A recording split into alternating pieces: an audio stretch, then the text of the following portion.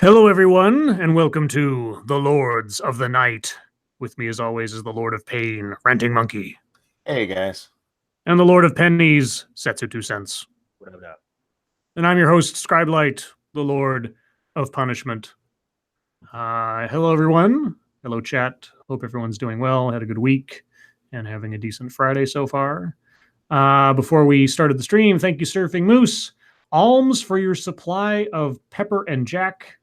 What I was what I meant to write, not pepper and Coke. Yes, Dr. Pepper and Coke together probably wouldn't be nearly as impactful as Dr. Pepper and Jack Daniels. But thank you, Surfing Moose. Appreciate it. Let's see. Yeah. So it's Friday, end of another week, just about. How are you guys doing? How are you, Satsu? I am good, actually. Real quick, chat, is he quiet to you guys too? You seem a little quiet to me, Satsu. For me? Yeah. Yeah, you are a little bit. Let me turn my gain up just a smidge. There you go. Yeah. Oh, yeah, they said it in chat too. Okay. Recorded a video earlier and I had to turn it down because all the fans and stuff were on. And you've been running around chasing jaguars and eating water, right? Eating water? Yes. Yeah. Those things. Well, I mean, especially the water when it's right next to a toxic waste dump. Don't chew water. It's all chunky. Yeah, if you're chewing water, something's wrong. Thank you, Adam Mangold. I'm all moved into my new apartment. Yay! Oh, congrats. Yay! Moving sucks. I hate moving. And speaking of which, how are you, Monkey? I'm in pain and now I'm annoyed. You're annoyed? You work for Pizza Hut? Or sorry, Domino's? There's a dude on Twitter who's mad at me because I liked a comment from someone else. Oh, no. Is it that same retard that I was dealing with? I don't know. That's a common thing now. If you so much as like what somebody else says, even if it's true, they're just like, that person says other things that aren't true, right? They're upset because somebody posted an article that we'll talk about later, maybe. And it points out some really bad SJW corruption in academia, and not just in college. I mean, this is to the point where a published study just disappeared. It wasn't retracted. It wasn't dismantled by other people, so therefore it doesn't make sense anymore. No. They just absolutely removed it because of SJW nonsense, as though it never existed. And gave the page, because it was on a website. They gave the page to another paper. Okay. And somebody posted the story about it. And this guy commented on there that he thinks it's a waste of time to talk about corruption in academia these days. And somebody else responded, so what do we do? Just ignore it and hope it goes away? Yeah. And I liked that comment because that's fucking... Well, and the guy's mad at me because I agree with the sentiment that it's stupid to just ignore things and hope they go away. But I have a cute little story for you. Okay. Little Buck is back with her parents, and her grandma that they live with over there got her a new kitten. Oh. Now, Little Bud is a huge Peppa Pig fan. Yes. Peppa Pig has a little cat friend named Candy Cat. Instead of naming this cat Candy Cat, it's named Rebecca Rabbit because Little Butt likes that name better from Peppa Pig. So she has Rebecca Rabbit the cat. Rebecca Rabbit the cat. I like that. Me too. That's fine. Well, let's see. And how are you tonight, Scribbles? Oh, well, since you asked, I am fine. I have a milkshake waiting for me when I'm done with the stream. Oh, nice. Because I got food from Wendy's today. So is it an actual milkshake or is it a Frosty? It's a Frosty. Okay. Yeah, you take what you can get when you're lazy. So, but yeah, it was a relatively quiet day at work, very casual. And yeah, nothing too exciting going on. Jasper, go ahead. I'm sorry. I was going to say, except for us here now, which is always exciting. Jaster says you're letting the format be broken. That's not true. Letting? It's more like... No, we banter a little bit before we get into the news. Yeah, a little. We ask how everybody's doing. Also, just to plug something other than Satsu's mom, Satsu and Monkey have a stream after this on 2 Cents Plus, where they will be rafting themselves into oblivion. So be sure to tune in for that after the show. But other than all that, Monkey Dick, Jim Jones, movies, video games, hit that like button if you have not already, and a good 3/4 of you have not, so I'm very disappointed in all of you. And please, please, please share our stuff. Share it all over the place. If you see one of us post a video, or I should say, if you see me or Satsu post a video, please share it everywhere and everyhow. Thank you, England DG. Scribe's milkshake brings all the boys to the yard. Is it tongue buttered? It would have been better if you said Scribe's milkshake brings all the boys to the hood. I would have liked that better. But is it tongue buttered? Well, if it's not now, it will be after the show. Do we have anything else to mention or otherwise before we get into the schnuzz? No. If anybody tongue buttered your shake before they gave it to you, you might want to. Yeah, no, that I hope is not the case, but I can't tell because it is sealed up, so who knows? All right. Well then, per the title of the stream, which I was so clever with, Florence Nightengale-force wins. Florence forecast to re-strengthen to a major hurricane before threatening the U.S. Hurricane Florence has weakened to a tropical storm, but will likely strengthen again into a major hurricane and could threaten the U.S. East Coast by next week. On Wednesday, Florence became the first major hurricane of the 2018 Atlantic season, with maximum sustained winds peaking at 130 miles per hour, making it a Category 4 hurricane, according to the National Hurricane Center. But increased wind shear over the open Atlantic, the storm is more than 1,600 miles from the East Coast, has weakened Florence to a tropical storm with 65-mile-per-hour winds as of 5 p.m. Friday. Wind shear will lessen over the weekend, and Florence should regain major hurricane intensity, Category 3 or greater, by early next week as the storm moves northwest, getting closer to the U.S. coastline by the day. It's too early to tell if the storm will make landfall somewhere on the East Coast or if it will turn harmlessly back to the sea. Still, there are some troubling signs in the major computer models that meteorologists use to predict hurricane tracks a week or more in advance. Let's see. There are dozens of different models and versions of forecast tracks that meteorologists have among their forecasting tools, and a majority still show the center of Florence staying offshore, but most track it close enough to cause some impact next week. So if you're on the East Coast, be wary. Thank you, England DG again. The fact that hurricanes are named after women is a construction of the patriarchy. Well, I don't know if they're all named after women because we had Hurricane Hugo. No, they switch back and forth. Yeah, we go back and forth along the alphabet during the course of the year. I think he was joking. Oh, I can't discern jokes. What is a joke? I don't know. I can't tell nuance. No. It didn't make anyone laugh, so it must have been a 2018 joke. Exactly. It must have been a Netflix special joke. That's going to be a thing now. We need to make that a thing. What? That's a Netflix special joke? Yeah, that'd be a good thing. Let's see. What else happened today? Well, this apparently is news because CNN says so, and I believe CNN. So this was their top story, at least as of a half hour ago. Do you guys like Russia? I've never been. Do you guys like possibly false starts in big revelations in the Russia investigation? Sure. Okay. Papadopoulos breaks silence. Can't guarantee he didn't tell Trump campaign about Russian dirt. I assume he means dirt in the figurative sense, but then I don't know these days. Yeah, it's the figurative sense. Former Trump campaign advisor George Papadopoulos says he doesn't remember telling anyone on the campaign that Russia had damaging emails about Hillary Clinton, but, quote, can't guarantee, unquote, that he kept the bombshell from his campaign colleagues.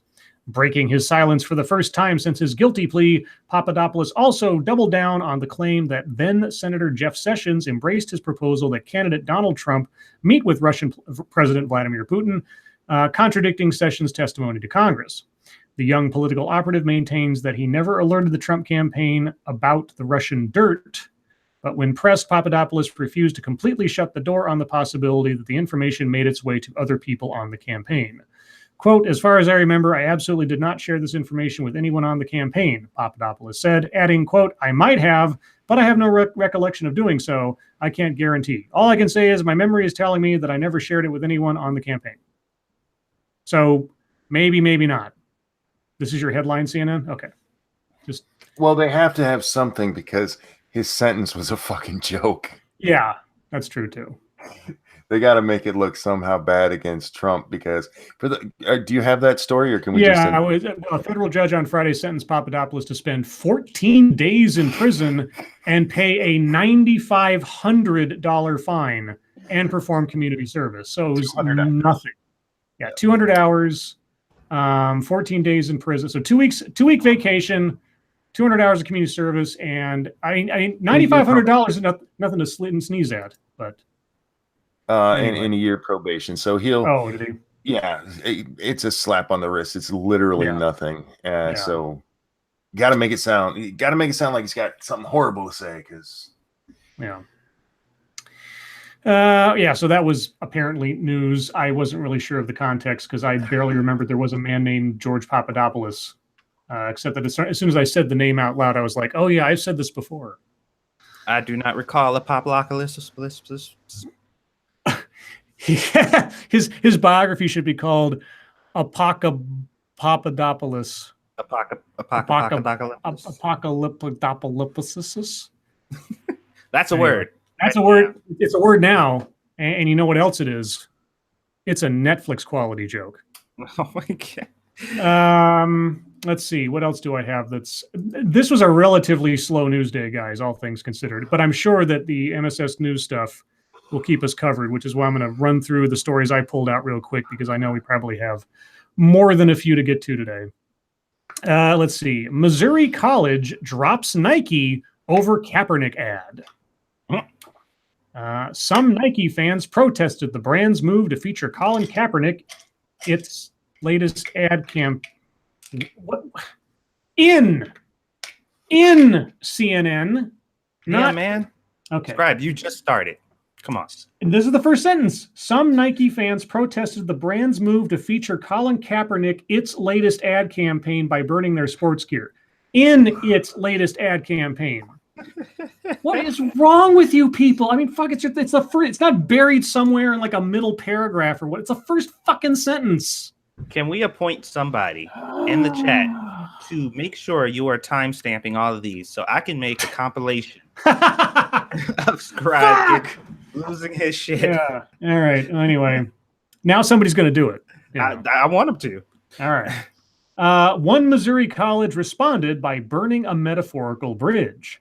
College of the Ozarks, oh, that's a big name, announced that it is choosing, quote, country over company and is dropping Nike over the sportswear company's use of the former NFL player to promote the 30th anniversary of its Just Do It ad campaign.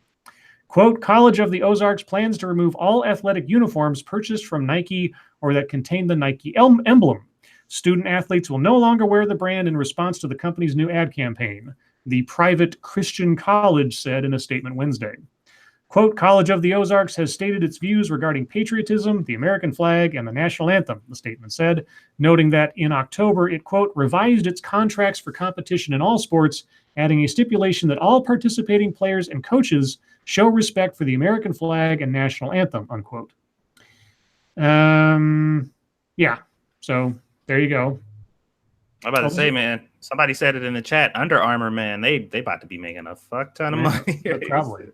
This is interesting. That same month, the Point Lookout, Missouri school near Branson also unveiled a mandatory course called Patriotic Education and Fitness to encourage students' understanding of America's heritage, the nation's civic responsibilities, love of country, and willingness to defend it. That's going a bit far. You know what? Yeah, mandatory love your country classes. Yeah, people are getting really asinine about this. Like the whole reaction thing, just like the snowflakes who freak out about the shit that we talk about constantly. There are some people really snowflaking over this whole thing. And I understand people being upset. They don't understand that it represented. I respect people who think they want to boycott it because they're standing for what they believe in. But some people are going way too fucking far with this shit, man. Just like, come on, get it together.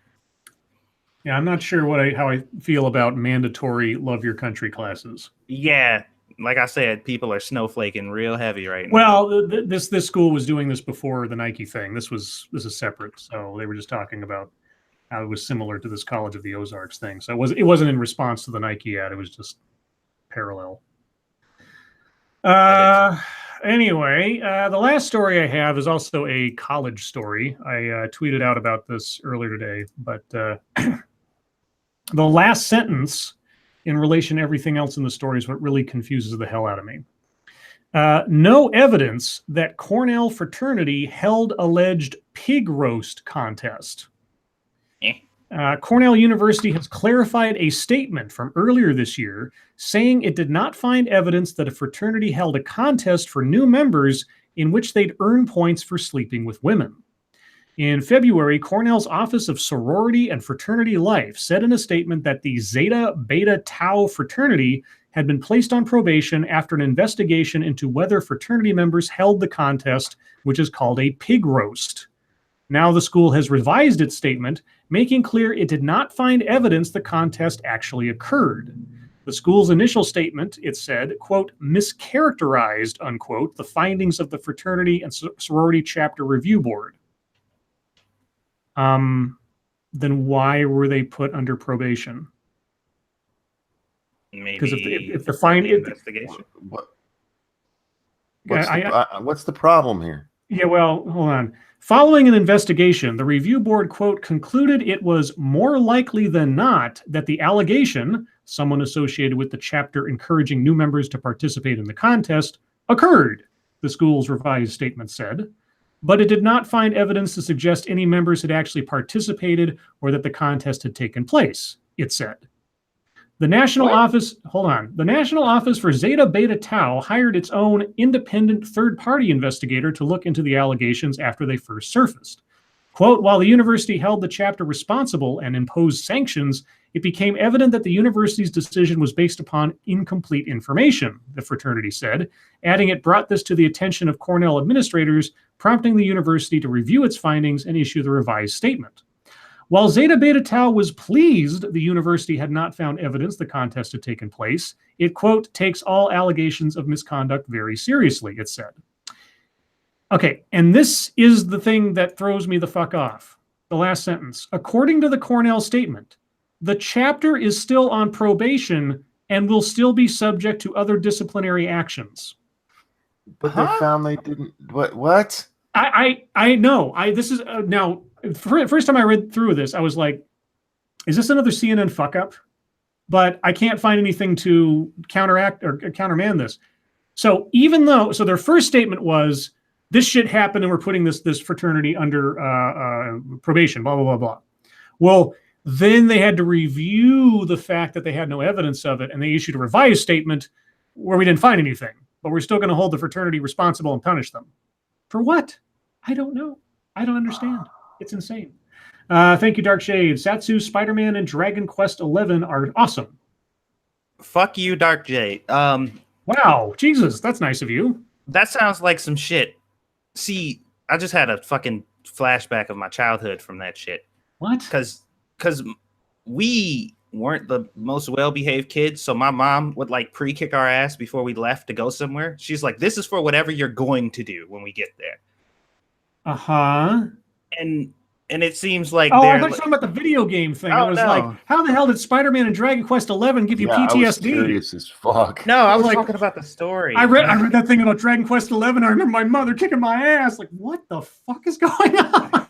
No. Did you dress up wrong as Spider-Man? What the I hell? know, right? Was it like a bad No. Halloween or something? I was trying to get away from the Spider-Man and Dragon Quest thing because I want it and can't have it. So, Oh, okay. Okay. so I was trying to stay on finish your thought. task. Finish your thought. I did. I finished it. It's Okay. done. Well, from the sound of it, they're going to hold him liable even though they can't prove it. That's right. It's like the allegation has no evidence to it, but we're still going to Welcome do to Title so IX. just to make sure that we're covering our bases. Yep, got to cover their ass. It's Yeah. They have to under Title IX rules. Yeah, that's kind of what happened to me in college. So yeah. Sounds like fuck a tree. In college, you are guilty until proven innocent, and even No then, shit. you can get fucked up. No shit. Well, anyway, I'm going to check, make sure that nothing has broken of note in the last 15, 20 minutes or so. Well, do we want an update on the memo, on the op-ed? Sorry. What op-ed? Oh, well, is it just guesswork? Well, in the sense that the White House is saying that they're closing in on figuring out who did it. Oh, well, until we have a name, there's not really much I care about that. Okay. Yeah. Anyway, the short version is the White House says it's closing in. So I guess we'll see. Do you think they were dumb enough to write that from a government computer? You know, in this day and age, nothing would surprise me. Nothing would surprise me at this stage of the game. If they sent it from their own personal email to the New York Times or something. Anywho, unless you guys have other stories, I thought I'd give the bulk of the remaining time to MSS News. That's cool. Let's do it. All right. So, guys, if you have news stories you'd like us to attempt to read on the air, please send them to us via Twitter using the hashtag MSSNews. Attempt. Am I reading tonight? No, attempt to get to them. Oh, okay. I mean, we attempt to get to as many as possible, but we can't promise we'll get to them all because of just physics. I thought you were suggesting we were going to attempt to read them, and that's like, shit, am I on deck? Because Well, I don't know. I got my flu shot a few days ago, and I don't know if the little scratchiness in the back of my throat is just from the course of just being alive today or something, or if it's the onset of something else. So I will go as long as my voice allows, as per usual, and then if you need me to read some, I can do it. No, it's fine. I'll be okay. I got my cup of water here, so I'll be okay. All right. So let's see. This one comes from senior staff reporter and chief Florida correspondent Colleen Bernier. Okay. Sex expert shares weirdest messages men have sent her, and it's inspiring others to do the same. Okay. Duh. Okay, this has nothing to do with this story, but there's like a little link of related stories underneath it. Hmm. I think I might just read this one in a second, just for Monkey. Oh, wait, no. Oh, it's not a female.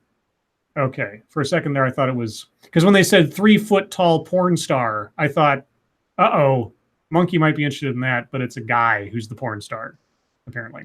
Hold on, Monkey might still be interested. No. The only thing I like to watch little dudes do is run, because that shit's funny.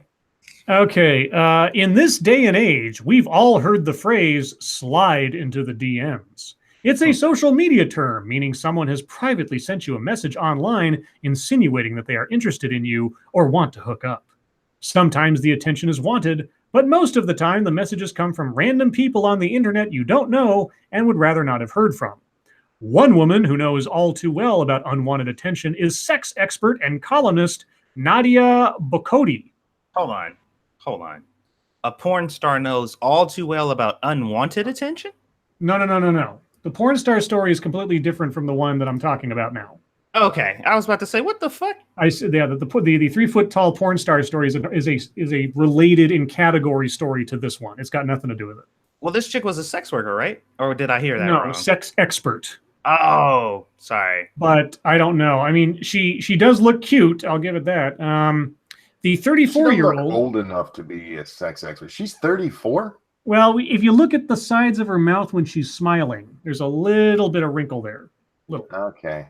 The 34-year-old recently hit the headlines for revealing she broke her vagina after getting a little too attached to her vibrator and using it up to 6 times a day.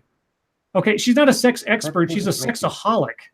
Doesn't make you a sex expert. Yeah. Fucking yourself to injury is not. Anyway. I want to know if she's a sex expert, like Lacey Green is a sex expert, or if she's accredited, like a doctor. Yeah, that's what I was wondering. It's just like I know about what I think about sex rather than I've done studies and things.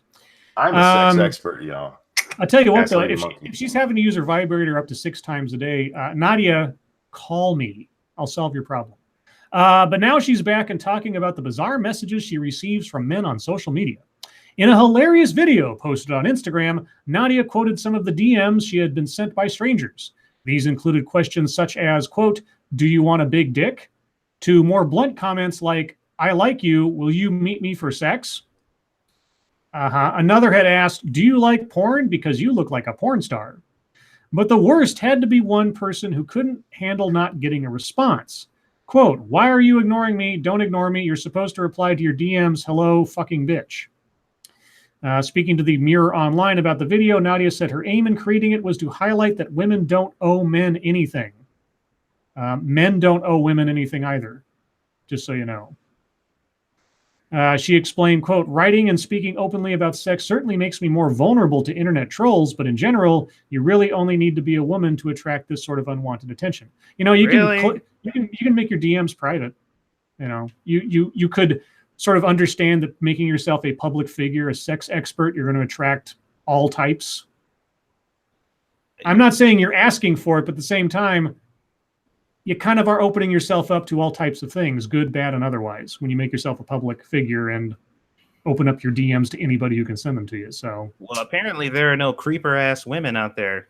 Like, they don't exist, I guess, because it's default. You just have to be a woman to experience this. Yeah, there are no creepy women out there, right, Weibo? Oh, sorry, is Weibo even here? No. God damn it, John Laguerre. Okay, John Laguerre of Verizon keeps putting promoted ads in my stream that look like they're stories, but they're not. Yes. Back in April, she was listed as a sex addict by the Daily Mail. I guess that, practice makes expert. I don't know. Well, here's this is the headline from back then. "You are a 10. You are beautiful. Sex addict reveals a string of compliments was all it took to hook up with a married colleague in his office before ending up with 6 men on rotation." Oh, yeah. Colleen B says she also dated 6 guys at once, banged a married guy, and was on the news discussing her sex addiction. Yeah, she's not a sex expert. She's a nympho.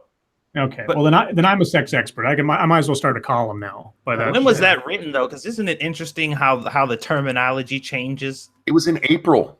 Yeah. Damn. April of this year. So she went from sex addict to sex expert in record time. All right, Scrappy, if you're looking for the one I was just talking about, look up her name. It was the first one that came up when I searched Google. Yeah, Nadia Bokody, Bokody, I think it was. Yeah. This one comes from Mashisu. If it'll open up here. Man puts toddler in trunk, tells police he was conducting a social experiment in hopes of becoming an internet sensation. Well, say what?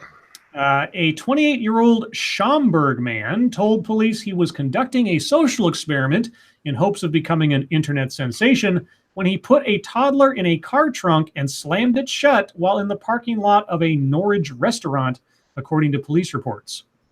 Boguslaw Matlak. I'm not even kidding. Boguslaw Matlak. Boguslaw Matlak of the 1800 block of Hemlock Place was charged with child endangerment on September 2nd. He is due in Rolling Meadows Court on September 28th on the misdemeanor charge. Matlak, could not be reached for comment. According to police, witnesses said the car was parked in the fire lane in the parking lot at Panera Bread.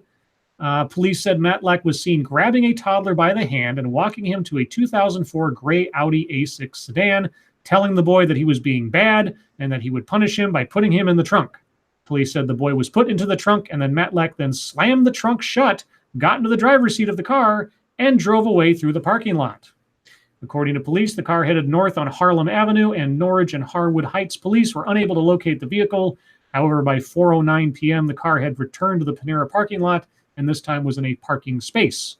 Police said Matlack then walked out of the restaurant. Approached by police, he unlocked his car and showed police there was no boy inside. He told police he had returned to Panera because he was hungry and wanted to get food and stopped by the Harlem Irving Plaza. He said the boy was home with his wife, who was the boy's mother. He told police he was conducting a social experiment to see how people would react to him placing a toddler in the trunk and driving off. Wow. He told police he first went to the Kmart and Petco store parking lots nearby, but that no one at those locations reacted to the stunt, so he decided to try Panera. Matlack said he hoped to establish a YouTube channel to become an internet sensation, according to the report. Okay, so Daddy of Five wannabe. Mm-hmm. And you know what it also reminds me of? Do you remember Balloon Boy? No. This was many years ago now. There was a weather balloon went up in the air. Oh, and yes. The parents said that their little boy had crawled into it, that they were conducting an experiment. Their little boy Falcon. I remember his name was Falcon. Falcon climbed into the weather balloon. And so everybody's spotting this weather balloon floating like 3,000 feet above the ground or whatever. And like, oh my God, there's a little boy in there. And it was all a hoax because they hoped to use the publicity to get it like a Discovery Channel show or something. That's what that reminds me of a little bit. Prospero says, Schrodinger's child, Scribe Light. Yes. It's both there and not there at the same time. This one comes from Massive Dynamics, which is really a weird headline. Transgender woman admits sexually abusing fellow inmates at all-female prison. Oh, that was the transgender person who got arrested for sexual assault. They put her in an all-women's prison, and then she assaulted people there too, which is fucked up. But it also gave me the weirdest quote of the day that I tweeted out earlier. Yeah, I think it's probably in here somewhere. A transgender prisoner has pleaded guilty to 2 sexual assaults against female prisoners. Karen White, who was born male but identifies as a woman, has confessed to 2 counts of sexual touching at New Hall Prison, Wakefield, an all-female jail. The assaults took place between September and November 2017. Details of the charges emerged during a hearing in which she also pleaded guilty to 1 historical count of rape. Addressing the white. Addressing the white. Okay. Yeah, her last name is White. Addressing the white, Judge Christopher Batty said, quote, I want a full pre-sentence report made. I shall get a full sentence report for the issue of dangerousness. British people have weird words. I will see you on the 11th of October. We will then see the length the sentence will be. I am going to have you assessed to see if you are a danger. I may make conclusions from failure to comply. Is English this guy's second language? I don't know. She had previously admitted 2 other counts of rape and 1 count of grievous bodily harm, all offenses which took place prior to being in prison. She also previously admitted the 2 sexual assault charges at a previous hearing. Okay, well, the sentence you quoted isn't in this article, so you no, this is a different article. I want to read that for the record. I saw what you were talking about, Monkey. It's something else. Yeah, it's awesome. The quote is, her penis was erect and sticking out of the top of her trousers. Yeah. Because in this other article that they talk about what else she'd been convicted of or what else she'd done. She once was charged with assaulting a child. Mm-hmm. But she says she's not a danger because she's not attracted to women. Could have fooled me. Yeah, she raped women. Yeah. I just don't get why this judge needs time to assess whether this person is a threat to women in this prison. Yeah, if they admitted to the crimes, and I think confession you've raped women before. You'll be fine. You're a woman now. Yeah, I'll just I'll think about it. You are putting the wolf in the henhouse, for fuck's sake. Let's see. This one comes from Frosted Glass. Oh, God, I haven't heard this name in a long time. Rosie O'Donnell. A vote for Kavanaugh is a vote to kill women. Did you see the march today? Yeah, bits and pieces. Well, there's a couple of different things going on today. Maybe we'll get to that. Actress Rosie O'Donnell, has she acted in anything in the last, 15 years? I don't know. Anyway, actress Rosie O'Donnell tweeted Friday that a vote confirming Judge Brett Kavanaugh for the Supreme Court is a, quote, vote to kill women with back alley abortions. Quote, a vote for Kavanaugh is a vote to kill women with back alley abortions. Come on, Collins, stand up for women, Rosie O'Donnell wrote, adding the hashtags Stop Kavanaugh and Women for Women. Well, if you want women for women, you need to go to a UK prison. Is there any definitive evidence that this dude is all about taking away abortions? No. Like, I haven't seen anything that even hints to that. I'm confused. What is happening? Well, here's the thing. What are the stories that have come out of the Kavanaugh hearings that we've heard more about? It's the behavior of the senators and nothing that the guys actually said. It's the auctioneering guy. It's Cory Booker. It's all these other things that have nothing to do with anything the guys actually said. The people voting as to whether to confirm him are already in the majority Republican. He hasn't said anything during questioning that has indicated he is somehow unqualified for the job or is somehow some crazy partisan on one issue or another. They got nothing. He's going to be confirmed. I'm 99% sure, short of something crazy coming out in the next 24 hours, he's going to be confirmed. So this is a dead issue, and he's not going. He can't outlaw abortion unless an abortion case comes before him, and even then, he's only one of 9 votes. Yeah, I'm like, there's 9 people on there, right? Like, they all have to, not unanimously, but... Well, here's the thing. If another abortion case comes before them, it is conceivable that the 5 conservative justices, if Kavanaugh's put on there, could overturn Roe. Sure. The chance of a case actually making that far is pretty slim.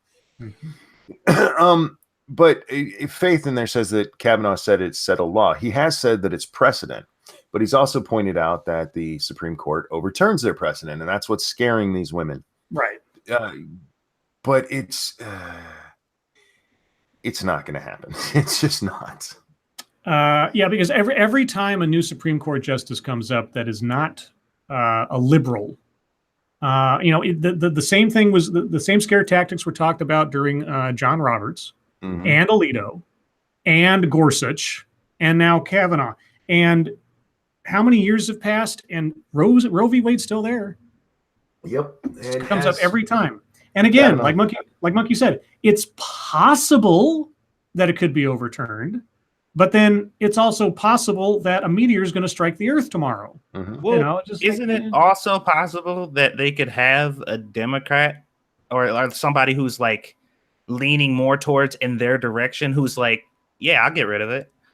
Yeah, people change their minds. This is one of the things about Supreme Court justices that's been shown over time in their decisions and things, is that over time, if they were of a particular, let's say ideological stripe when they went into the court, over time they become far more moderate, just because they're not being pressured by political forces so much once they're at the court, because they got a lifetime appointment. They don't have to worry about being reelected or reappointed or anything. They're set. Yeah. So yeah. Anyway, what was the other part? This week, Samantha B. This is also part of the Rosie O'Donnell story. Samantha B. tweeted, "Here's what we've learned so far from the Kavanaugh hearing. 1, there's nothing elderly white men love more than interrupting women.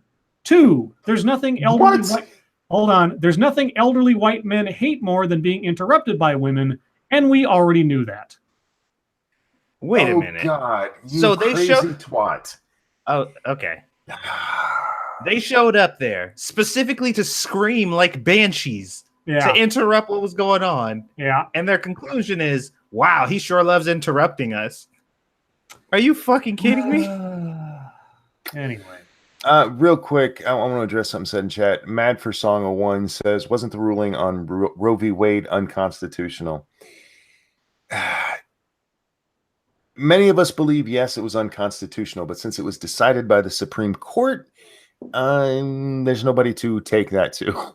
It's a contradiction in practice. Let's put it that way. I mean, they're the final word on what's constitutional. So, let's see. This one comes from Griffin. Oh, and thank you, Gregory Hurst. 2005, O'Donnell played a retard in an indie film. Okay. Yeah, I when I think of Rosie O'Donnell, I more think of her as a stand-up comic than an actress. But what do I know? I feel like she wasn't playing retarded. Oh, monkey, that's not nice. She's an idiot. She is. I don't care what your politics are. She's an idiot. The one thing I remember her for more than there's two things I remember her for aside from whatever this bullshit is now. One was A League of Their Own, which it's a movie I liked. I liked that movie. You know, Tom Hanks was good. Everybody was good, and it was a fun movie. The other thing was her interview with Tom Selleck when she had her own talk show. You ever see this? I don't remember it. I liked her talk show. Oh, so her interview with Tom Selleck was one of the cringiest things I ever saw on television. He's sitting there. He's promoting some TV show or something that he's doing. And she starts grilling him on his support for the NRA right there in front of everybody. Now, since this was before, I believe this was long before the internet was a thing, I don't know if footage of that is still available out there. It could be. Oh, I'm sure it is. It might be. I know one thing of footage that isn't available. That's Bobcat Goldthwait setting fire to the chair on the Tonight Show with Jay Leno. Have you ever? I think you can find that now. Actually, well, the only time I could ever find it was there was an episode of the Gary Shandling Show where they reference that clip, and the clip is within the TV show itself. Otherwise, NBC has purged the clip from all other sources, so far as I know. You might be able to find it now. Maybe it's been released, but either way, that's all beside the point. Let me get back to the stories. So this one comes from Griffin. Subway, the sandwich shop, removes ham and bacon from nearly 200 stores and offers halal meat only after strong demand from Muslims. 185 branches across the UK and Ireland now sell halal-only meat. Halal refers to objects or actions permissible under Islamic law. Fast food giant Subway has removed ham and bacon from almost 200 outlets and switched to halal meat alternatives in an attempt to please its Muslim customers. It has confirmed turkey, ham, and turkey rashers, I don't know what that is, will be used instead in 185 of its stores, where all the meat will now be prepared according to halal rules. So Subway outlets are now religious meal preparers. Well, it makes sense if they're in Muslim majority areas. I mean, as a business, I get, they're waiting the religious thing, but it'd be no different than kosher. I mean, we have kosher delis all over the place. So if their main clientele is the people who will consume it, then sure. Yeah. Now the funny part is going to be when they come out and have to admit that they didn't actually switch that shit and they've been feeding him pork all this time. Oh yeah, because it's cheaper and better. Sorry, Muslims, we're gonna read that story one day. I'm telling you. Yeah, a mistake or like a knife that was used in one thing was used in another and contaminated or whatever. There's a story we have to do. All right, real quick. Prospero says a rasher is a slice of bacon. Okay, I had to think, that's a term I was not familiar with because I'm a Yankee. This one comes to us from Griffin, and it's my favorite story today. Florida man arrested after he allegedly gave his girlfriend a wet willy. A man in St. Lucie, Florida, or St. Lucie County, Florida, was arrested after allegedly gave his girlfriend a wet willy while he was belligerent, an affidavit said. A local sheriff deputy was called to the home of 47-year-old Joseph Searcy? I don't know. In mid-August, the man's girlfriend claimed that she found Searcy drunk on the living room floor after she returned home from work. According to an affidavit reviewed by the Treasure Coast newspapers, Searcy went with his girlfriend, who had not been identified, and her daughter to a different person's home. There, he continued to drink and be belligerent, according to the affidavit. Then on the way home, he allegedly grabbed his girlfriend's hand, pulled her arm, and continued by giving her a wet willy, sticking his finger in her ear. The daughter, whose identity is also unclear at this time, confirmed her mother's account. According to inmate records, he was arrested on a battery charge. Wow. For a wet willy. For a fucking wet willy. Oh, for God's sake. Oh my God. That Okay, is look. fascinating. If the worst thing a belligerent drunk does to you is give you a wet willy, count your blessings. Yeah.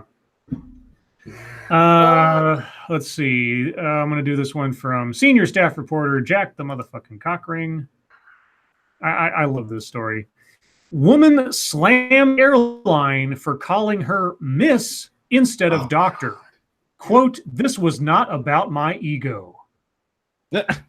A doctor who slammed Qantas, safest airline, Qantas, for calling her Miss is receiving public backlash.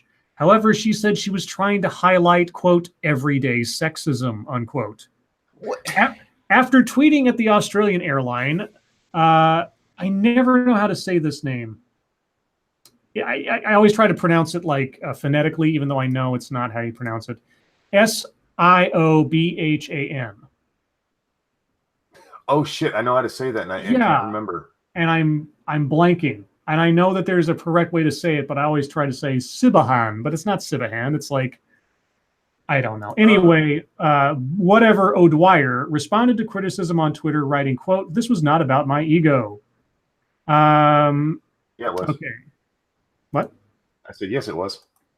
So these are the two tweets, or two of the tweets. Hey, Qantas, my name is Dr. O'Dwyer. My ticket says Dr. O'Dwyer. Do not look at my ticket. Look at me. Look back at my ticket. Decide it's a typo and call me Miss O'Dwyer. I did not spend 8 years at university to be called Miss. Copping so much flack for this tweet, she said in response. This was not about my ego. It was about highlighting one of 1,000 instances of sexism that women encounter every day. It's not about the title. It's about the fact that this wouldn't have happened if I was a man. Well, all right. I guess I didn't look at it from that angle at first. So I can tilt my head to the side and be like, I mean, I guess, because they did go out of their way to not call you doctor, which could imply that they don't see you as a doctor because you're a female. But really? I don't know. Siobhan is how you say it. Siobhan. Okay. Does she have instances where she's...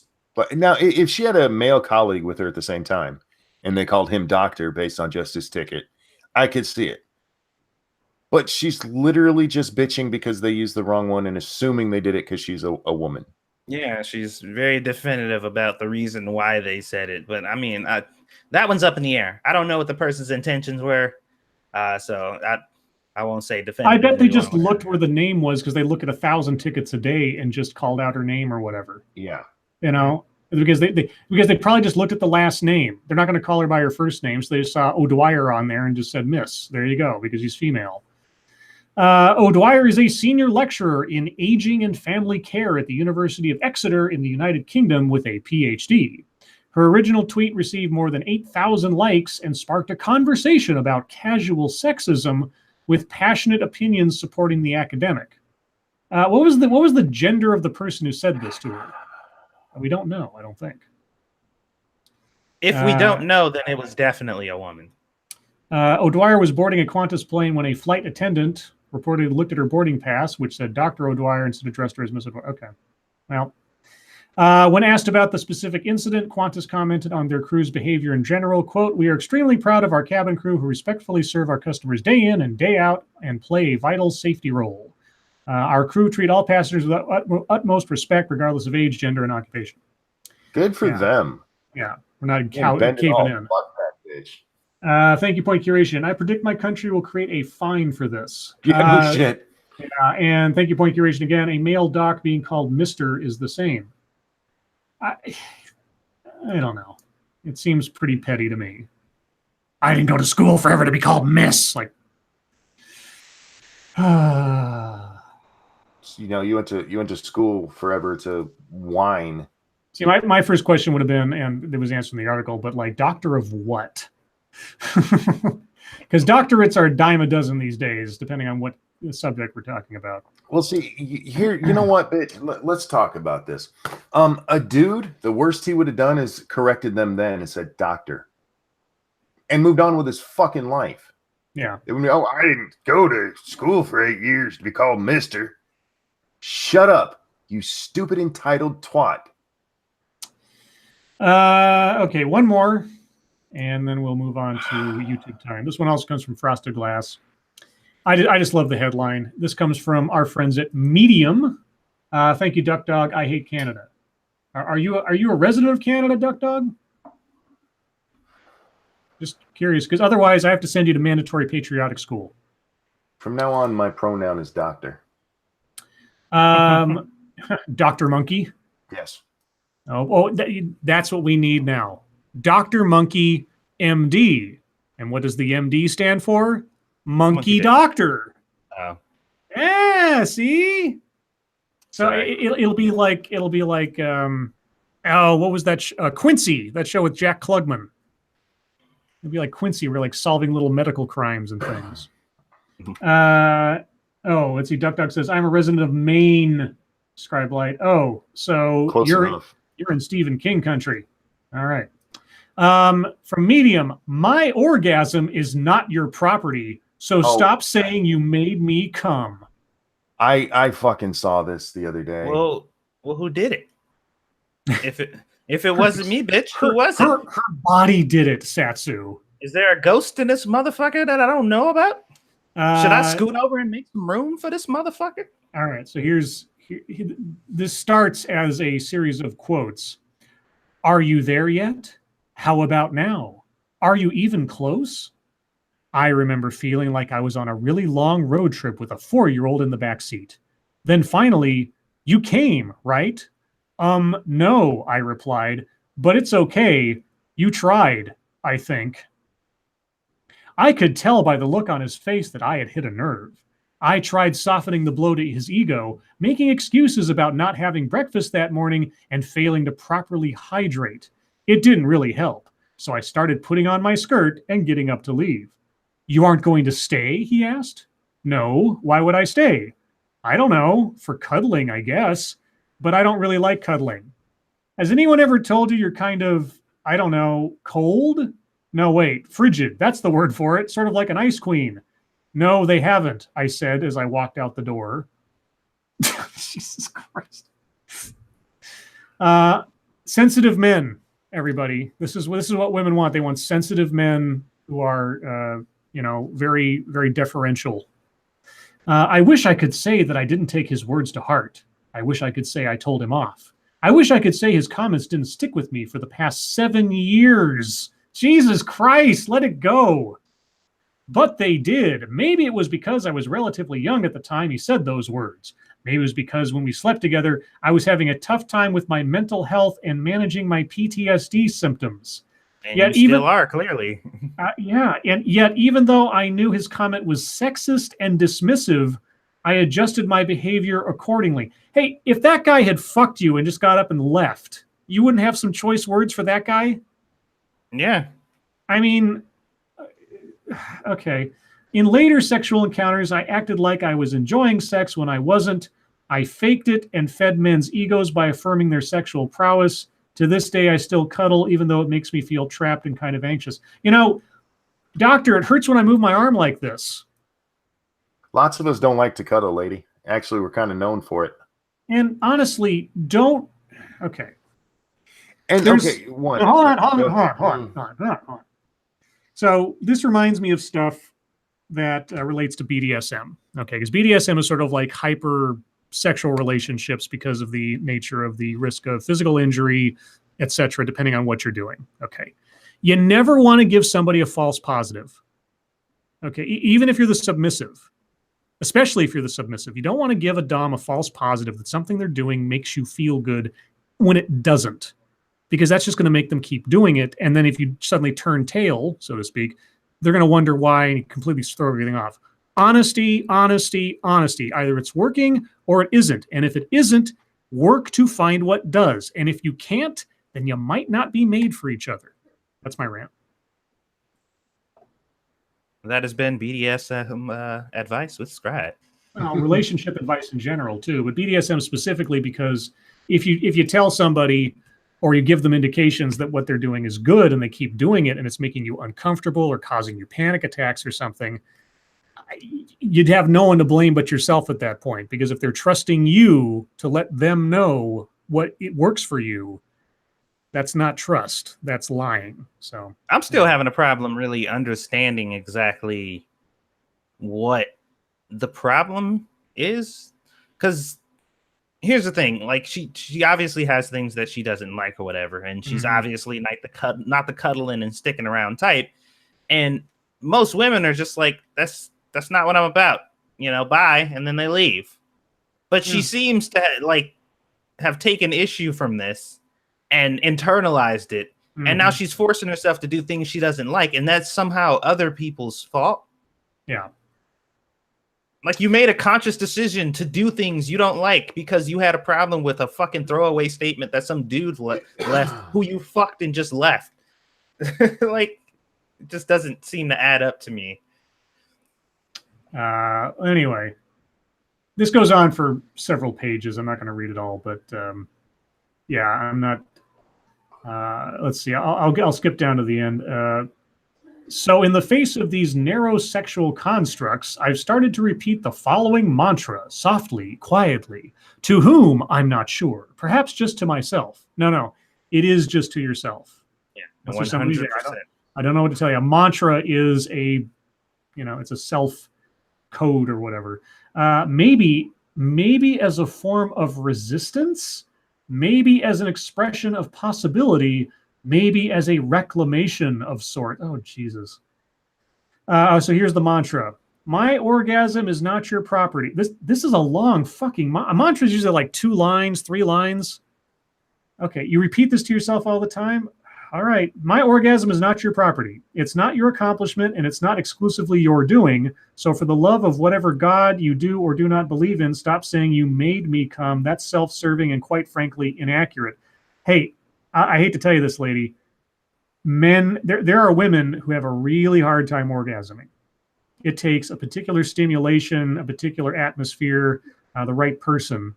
And I don't know what to tell you, but trust me when I say I've had physical evidence that I have made a woman come before. Just putting that out there. Sorry. In light of this, I have thought of a hashtag movement, and I'm going to start it right now on Twitter. So okay.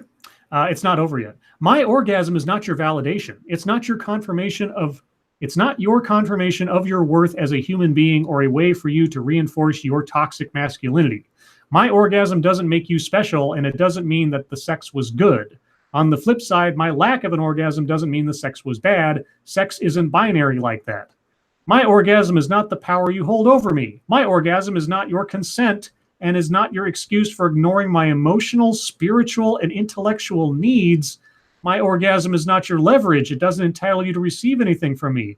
My orgasm is my choice, especially since I don't define my orgasm exclusively in terms of sexual arousal. I define it in terms of human intimacy and whom I choose to let in. My orgasm is mine to define. My orgasm is not yours. And it's a shame I have to say that. Oh, wait. No. Okay, she can do all that crazy shit she wants, but an orgasm is an actual thing. It's not, oh, we cuddled really well together. Yeah.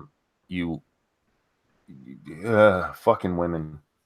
I mean, I read most of this article, and most of it is shit that has been said by feminists since the fucking 70s. You're not breaking new ground here, woman. The problem is you had low self-esteem and you weren't the sexual being you need to be to have this kind of relationship in the first place, and you took it all to heart instead of being a fucking grown-up and telling the guy what you actually wanted. Mm-hmm. And you've done that throughout your relationships until she does tell us that she has this one breakthrough moment not long ago with the guy where she finally got up the nerve and told him, no, I'm not cold or frigid. I just didn't get off last night. I still enjoyed it. And how do you know what I enjoy in sex anyway? Well, if he doesn't know, that's your fault, dumbass. Yeah. Thank you, Dark Shade. She must be fun at parties. I bet. Yeah. Okay. People can derive sexual satisfaction or a form of it from a whole bunch of different things that have nothing to do with an actual orgasm. True.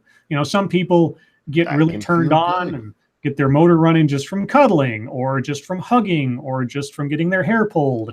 I've seen all types of things that will set somebody off. I've seen people orgasm from just being touched, not in an erotic way necessarily, but just on a particular part of the body and not necessarily an erogenous zone, or at least not one you would expect, because they're just super sensitive or there's just something that really turns them on about having their ear pinched or something.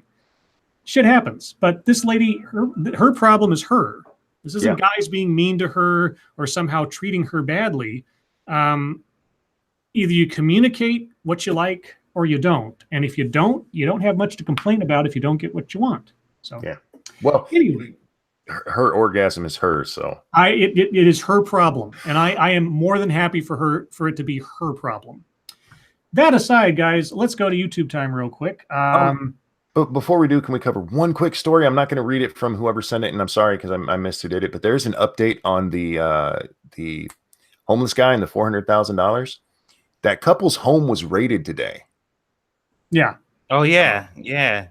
So and that money is gone. That money is gone, and so you be on the lookout for more on that story, guys, because that one's oh man. Yeah, GoFundMe's already said that they're going to make him whole by basically refunding all the money, and there was a clarification in their statement that said, like, in extraordinary circumstances, this is something they will do. So it's not like a matter. Of course, someone just has to say, I didn't get the money that I was owed or something, and they'll all automatically give you money. But yeah, the at this point, the legal process is still ongoing against the two and trying to recoup the funds, which will probably end up going either back to GoFundMe or something else. It might become GoFundMe's case at that point, so who knows? Well, yeah, there's no charges at this point, but I'm betting with they impounded the fucking BMW, so yeah, not looking good for that couple. Anyway, sorry. Satsu, what have you been up to? I uploaded a new a new raft video today, and I also uploaded a video first impressions / review of Green Hell. Basically giving my opinions on it and my thoughts on the game so far and what I like and dislike about it.